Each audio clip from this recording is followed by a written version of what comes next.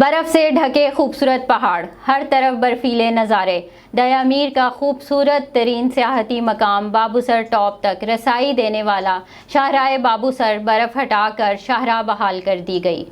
سیاحوں نے بابوسر ٹاپ کا رخ کر لیا۔ رپورٹ کر رہے ہیں دیامیر سے حسین احمد۔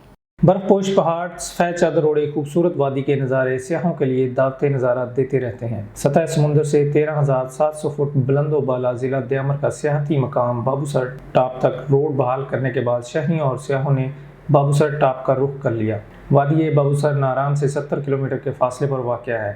شہری اور سیاح کھیل کود کے ساتھ موسیقی ریکارڈنگ پر جھومتے ہیں، ناچتے بھی ہیں۔ خوبصورت وادی بابوسر کا قدرتی حسن میں کوئی ثانی نہیں۔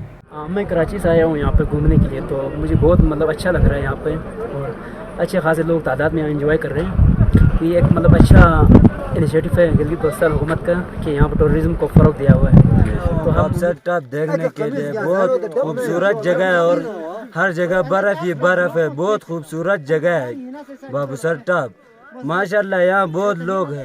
بابوسر سے ناران تک روڈ بحال کرنے کے لیے برف ہٹانے کا کام جاری ہے۔ اس شاہراہ کی بحالی سے اسلام آباد تک 6 گھنٹے کا مسافت نہ صرف کم ہوگی بلکہ خوبصورت نظارے اور دلکش قدرتی مناظر سے خود کو محظوظ کیا جا سکتا ہے۔ درہ بابوسر نیشنل ہائی وے سے سیاحت کو فروغ حاصل ہوگا۔